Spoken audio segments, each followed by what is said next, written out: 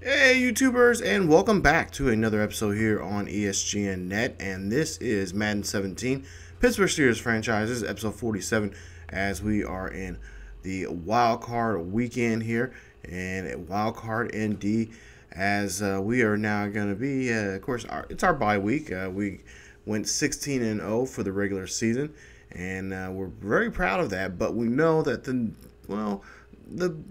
work is not done yet. It's not even halfway done. We still have a lot to do here. As you see the current standings right now, we'll take a look here at the standings when it comes to draft picks right now. But of course, a lot of this will change because of the playoffs. A lot of teams will be moving around. So numbers 1 through 32, that's basically from the bottom to the number 1 pick. Here we'll see is currently the Rams right now with the number 1 pick for this spring's draft. So a great year for us as we went undefeated. If you remember from the first season of this series, we lost the game against the Bengals there somewhere around, I think, like week 15, or it was 14 or 15. It was just a couple weeks away. We lost that game there, crushing defeat, but nonetheless we were able to bounce back from that and then pretty much just blaze through the regular season. As we take a look at the standings right now, and of course, we have the first round bye. There you see the Texans, who will be playing here. We'll see who they're beginning to match up with. But the Jaguars of all teams there thought they had that. They had a really good game against us in that final week of the season, but unfortunately it came up short and didn't have the tiebreaker. I thought they had the tiebreaker against the Texans, but they did not. So they ended up taking not the division, because of course the Texans took that division. So they had to, now they're gonna have to come in as a wild card team. There you see the Bills there playing very strong, not as strong as we thought they would, as it's pretty much a three-way tie. They had a tiebreaker against both of those other two teams there. Patriots left out in the win there in last place. As for the Chiefs and Chargers, there you see the Chiefs took the division with a 10-6 record. As for the Chargers, 9-7, and they look like they're probably the heavy favorite for us going into the divisional round. As like I said, we do have the bye week here in this coming week. We'll show you those matchups here in just a bit. As for the Lions, there you see 11-5 there for the season. They had a magical season overall. Just a great year, especially with Matthew Stafford being down. And you'll see the young man by the name of Hogan, not that Hogan brother, but the another Hogan there. We'll see him do what he did in that game. We'll show you guys that matchup there. And then there you see now we go to the east of the NFC. Giants take the division. Eagles will be in the get a spot in the wild card playoffs. And then in the West, you got the Seahawks there. Going to the NFC South, of course the Saints will be in that one as they take the division. And I believe they will be one of the two teams, just like the Seahawks there, who will get a first round bye. So there you see the matchups here for the wild card round. You got the Chargers and Texans. You got the Eagles, Giants, Jags versus the Bills, and the Falcons will have to go to Ford Field there in Detroit. So pretty good matchups there. I would love to see that Lions game there. Like I said, the Lions had pretty much almost a Cinderella story. I mean, really having really great games, win and loss against the Packers and also the Vikings this season. The team they were able to defeat were the Bears, because Bears don't have the greatest defense in the world, as they which was kind of weird because they're known for their defense. But their lack of defense this year puts them as, I think, a number 2 or number 3 pick overall in the upcoming draft. But we'll see the wins and losses here in just a bit, of who won and who lost and who's going to move on to the next round here coming up. As we'll see, I believe that game right there, the Chargers and Texans, we will take on the Texans. There you see 38-24, I think that says on my screen. The text on here is very small, so I apologize if I read that incorrectly. But 31-13 for the Giants and Phillies. So Giants will move on. The Jacksonville Jaguars move on to play to defeat Buffalo.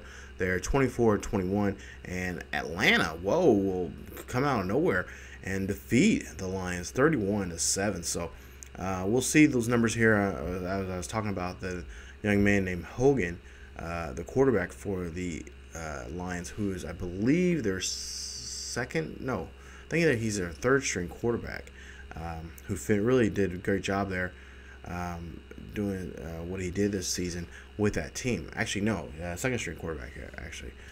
Just looking at my notes here. So we'll take a look here at the Chargers and Texans game. There you see 38-24 is your final score. There you see some pretty nice rushing yards there for the Chargers, 137 yards there rushing, a little over 330 yards passing. Great time of possession there, and just really did a great job there in the red zone. Scored 4 times in the red zone, and the Texans had 2 turnovers, which that pretty much was the tell of the game there. 331 yards, 2 touchdowns for Mr.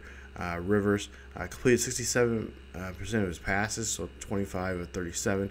As for Brock Osweiler, he was injured for a little bit in that game. 123 yards, 1 interception. He completed 81% of his passes, only throwing 9 of 11. But Savage had to come in there for a while there in that game and kind of help take over there. But unfortunately, with bringing another quarterback and trying to change the momentum there, did not help them in their favor. Take a look at some of those rushing numbers there. Now, the one guy I was really impressed here with, Jeffrey Daughtry right there. He's a rookie, you guys, and by the looks of it, we're gonna have to face him come up in the next round. So that's gonna be a good matchup for us. I'm really excited about this.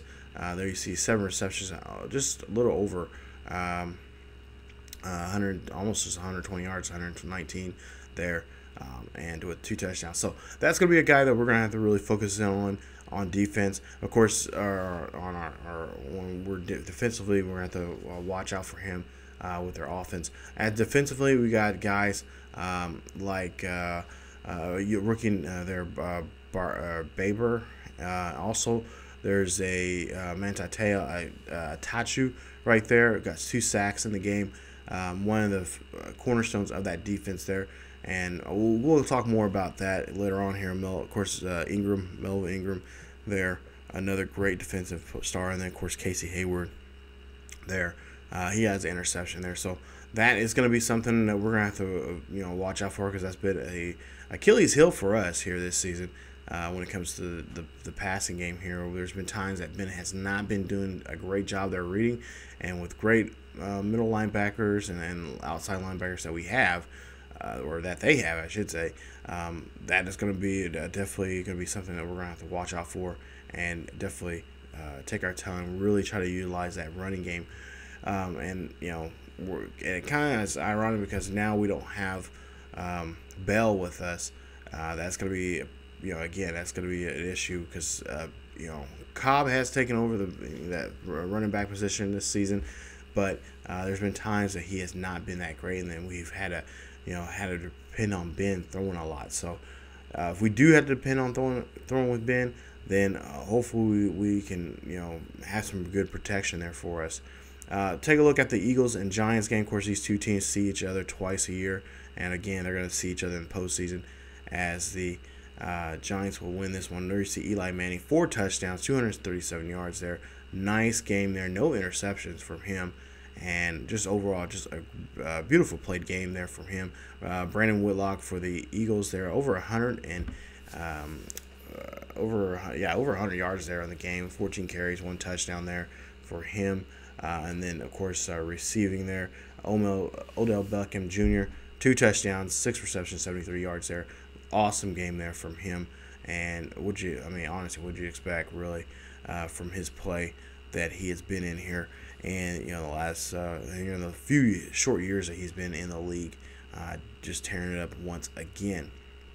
As we go ahead and look at defense there, not much there defense. We got a couple guys with quite a few defensive tackles, but really truly it was just a great game there played by the Giants. And of course the Giants will move on to the next round, as we just kind of scan here and look at a lot of these stats and stuff like that. But yeah, we'll talk about we'll look into more of those here as we go along. But yeah, for the most part here, just a great game played from these ball clubs, and just really, I mean, so far it's been these matchups here that we've seen so far.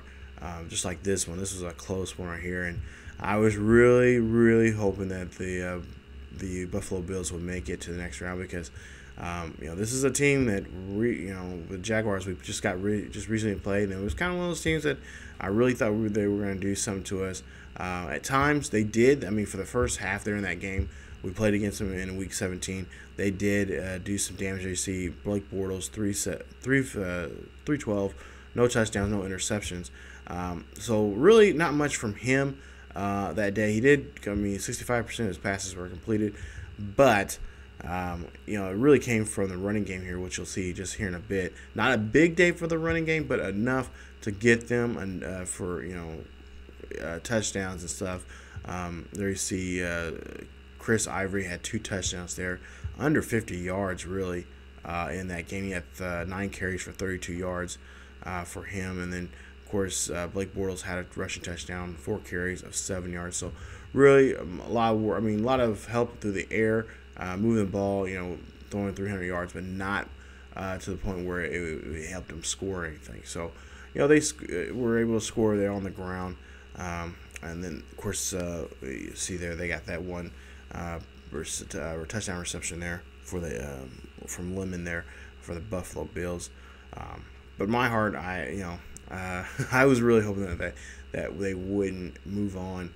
I thought they was going to get them shut out, but apparently they want to stay alive. I'm sure they probably would like to take another crack at us, as they really, I think they really did have a good game against us in that first half. I mean, if they would have did that in the second half and not let us come, we were able to come back, they would have been the team again. They would have, just like the Bengals did, would have got us when it counted most. So, but now, even now, with if we lose in this game round, if we lose in the postseason, that's it. We go home. So I'm sure they would love to do that. Now, for the Falcons and Lions game, unfortunately, Lions fans, if you were hoping they were going to move on, no, that's not going to happen. 31-7 is your ball game, as we'll take a look here and see. Great time of possession there. Just really, Matt Ryan just doing a great job there, holding on to the ball. Hopefully, he won't have a choking moment like he did in the Super Bowl that we just seen in real life here. But overall, a great game. There you see Kevin Hogan, the guy I was talking about here, who's been pretty dominant for the last half of the season there, as Matthew Stafford out for an injury. Hogan, there you see his numbers, 100, just under 200 yards there, but unfortunately no touchdowns, 1 interception, sacked 3 times. He had a rough day for that defense of Atlanta that has been just here in the last couple of games here. I've noticed they've been playing really well defensively and really putting the squeeze on quarterbacks and really just confusing that offensive line there with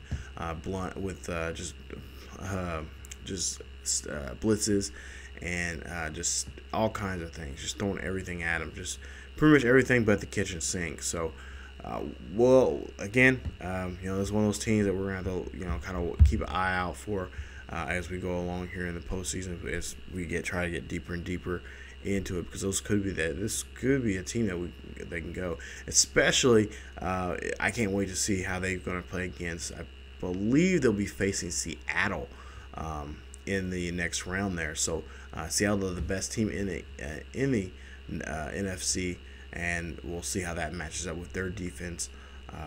Both of those teams have pretty good defenses, and for the most part there, and it's gonna be it's gonna be a very low scoring game. I think those defenses will come alive there. But there you see some of the sacks there, and just overall what they've done here. And really, just look, you see there, they had 2 other guys had interceptions, as just Lions Diggs there just had a solo interception there in the game. Not much there to help him out, and of course I don't believe anybody ran anything back there No forced fumbles. Okay, there you see Trufant had a forced fumble and a fumble recovery, but I don't think he was able to return it for a touchdown there. So take a look here and see. No, he wasn't. So, but yeah, just a great time there. So this is what it looks like for the divisional round here, as the Chargers will face us. We'll host them there at Heinz Field. You got the Falcons going to go to Seattle. That's going to be a good game. That's a late afternoon Sunday game. Then on the Saturday, you got the Jags and Chiefs. They'll go to Kansas City. I'm sure Kansas City will take care of them in that divisional round game. Kansas City, one of those teams that play pretty good, even though personally I don't like them. But when it comes to the playoffs, they actually do play some pretty good football there. Makes hopefully they don't make too many mistakes that cost them against the Jags. Because I would be very upset if they let the Jags win that series. But just that's just my take to it. And then of course the Giants going to New Orleans. So now we're going to take a quick look here at the Chargers. As you see, the Chargers lost the first game of the season against the Oakland Raiders, and then won the second game, and then lost 2 straight to the Jets and to the Broncos there before they, of course, all those games were on the road. And then they won 3 straight at home with the Raiders, Ravens, and Bills, and actually 4 straight, 4 straight, and then lost 2 straight to the Chiefs and Giants on the road before they won 4 straight there against the Cowboys, and Chiefs back on the road, Redskins on the road, and also Colts on the road before losing to the Eagles there to wrap up the season. So they have that tough AFC West battle out there with the Chiefs, Raiders, and Broncos. So those 4 teams really just beat up each other, and there's not much, nothing to really differentiate from those 2 teams, or excuse me, those 4 teams there. But the Chiefs did take the division, so they will. Of course, they have one of the 2 byes here, along with us. So we'll take on the Chargers. We'll see what we'll do against them. They're 9-7 right now. So they're playing not the best football here, but at the same time, we can't underestimate them. They got some good weapons there, especially the main weapon for that team is Phillip Rivers, who's been in the hunt for a championship here now for some time now, for 13 years now. Of course, everyone knows about the epic trade that was made at the draft, the year that he was drafted, between him and Eli Manning, which we all know that behind all that was Eli's father taking care of that deal and trying to get Eli to go to be traded to New York. And of course, the 2, Eli's had more chances and more opportunities to win to win a world championship, the Super Bowl and stuff. So there you see some of the injuries there, and not really any injuries that we have to really worry about, except for maybe that it's kind of concerning there. You got Travis Benjamin, who's going to be out there, that torn pectoral. He's going to be out. Of course, he's been out for the remainder of the year, and that's about one of the only ones that I think we can kind of rest upon it, because there's nothing really other than that, and there's no notable key injuries there that we can say, hey, we have advantage to this, because pretty much all their guys, their top guys there on offense and defense are healthy. Phillip Rivers, like I said, being one of them, 13-year veteran from NC State, 228 pounds, 35 years of age. He is desperate. This might be his last chance now. I'm not saying that he's going to retire, but this could. I mean, he's getting up there in age. This might be the last run for him to get a chance at a Super Bowl championship. So he is going to be looking for that, and he's going to be, got a lot of weapons here to help him out to get to that point here late in his career. So he's been with this team, and of course he's very vocal on his ball club. He's very passionate about his ball club and the organization, and we'll have to see what he can do. There you see great awareness there, and of course deep passing, not the greatest, but when it comes to short routes like that and guys that he can throw to, that will just he has some good receivers here that can just really help him out, and good backfield like Jeremy Hill here, who has 89 speed, or excuse me, 87 speed. There you see some of his juking ability there.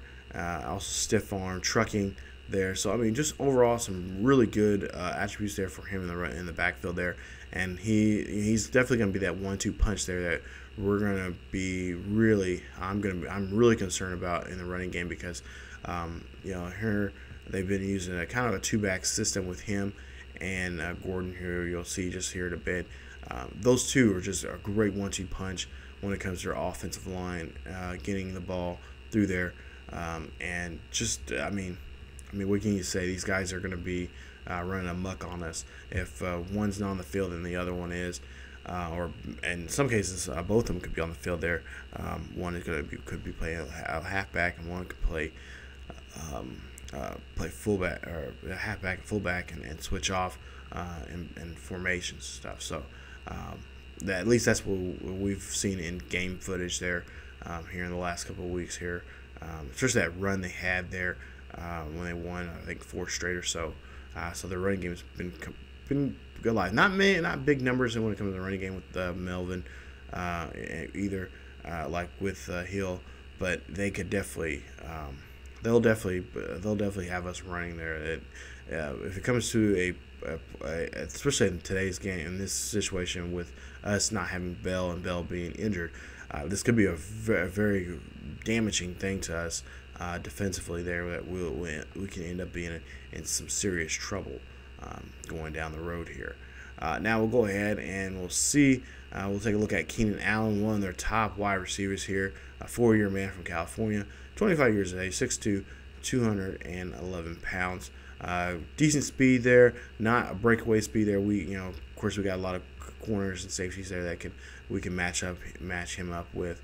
We'll probably end up matching him up with Cornelius when it comes to that. With these wide receivers that they do have, that like Allen and Daltrey here, we'll see in just a bit his numbers. I think we'll have a lot more dime or nickel packages. I should say dime packages, but I should say more dime packages in that case, where I'm hoping that we can force them to throw the ball a lot more, because I don't want to, again, go back to what I was saying earlier, we don't want to have to deal with those 2 backs there. So if we can match up with Keenan Allen, I think if we can get them to pass a lot more often, I think we have a better and greater advantage than their offense there. Daltrey, there you see, great guy, rookie from Alabama, 23 years of age, 220 pounds. Like I say, yeah, 2 touchdowns in that last game, and just playing like the beast like he is this season.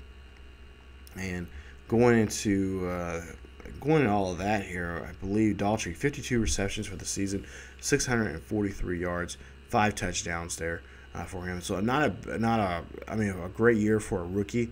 I don't think he was up for Rookie of the Year or anything, but he's been very impressive here since Travis Benjamin went down a while back there. He's been doing a good job there, coming up and playing that in that number 2 in the slot position there, or I should say the 3rd wide receiver there. I shouldn't say slot, because doesn't really have the speed there, but he's been very impressive with us or with that team, and that's why he had 2 touchdowns in that game there, just against the Texans there. Joey Bosa, one of the guys there for a rookie from last year, Ohio State guy, 22 years of age, 280. Great defensive guy here. He's definitely, as you see there, 3-4 vertical left in there. Definitely, he can wrap you up real good. Great on the pass rush there. He can just take down the quarterback and just do some great damage there. Guy that we're gonna have to keep an eye on there on the left end there. And we're just have to, of course, that's our blind side there, so we're gonna have to watch out in his case there when he comes around and tries to take Ben down.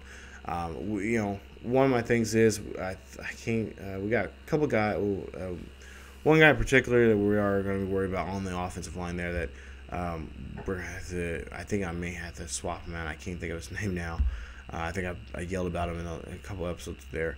That yeah, we're gonna have to watch out. Of course, we got Corey Legit there on the right side there. So either take your poison, left or right. What do you want to have to worry about the most, and what do you have to do a good job of blocking the best? So, like I said, this is we got to be able to get the ball when we snap it. Ben has to be able to read the field quickly and be able to throw the ball down and get it out of his hands and into the hands of one of the receivers there. So they'll probably, I not guaranteed, but I'm sure there'll probably be a lot of short passing there, a lot of screens, bubble screens, and at least in the first half when we are throwing. I wouldn't say we'll be going down the field too often, but I think, at least to me, I think we have the better matchup when it comes to wide receivers and safeties. I think we'll be able to get down, throw the ball vertically a lot more than their defense could intercept us. So in that case, I probably feel a little bit better. But with the way Ben's been playing and especially these last couple of games where he's been, with the exception of one game, he didn't throw any picks. But the last few games, you say about the last 5 or 6 games, it's been an issue here. We've been throwing almost a interception a game. So, and then there you see the tackle for the Chargers there, and what he can do, the rookie from Wisconsin, 3'14", 6'7", big boy there, great tackling, great strength, not the best in finesse moves and play recognition, so we're hoping that it'll come in a factor here for us, that he won't know what exactly is being, especially in the play. We can probably get away with play action, and kind of run the ball, because we do want to run the ball a lot, and I think too, in some cases we may end up putting. I've been kind of messing around with it. We at least been practicing it, but possibly putting one of our tight ends, so putting Green in a position there as a fullback, and have him block, and then have Jesse James as our tight end for the for the day there, for at least for a while there. For I would say probably a good 75% of the play calls that we're gonna make had Jesse in there and whatnot. So we're gonna try to tinker with that during practice. Well, at least that's what they've been doing for practice. They're tinkering with that and maybe seeing and putting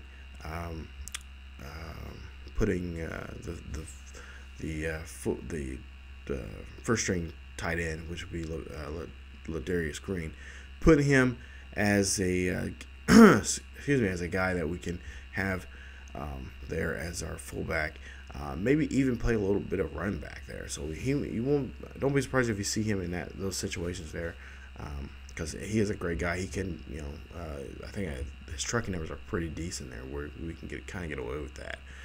But Jeremiah Atachu, another great defender, of course. Man time up in the middle there.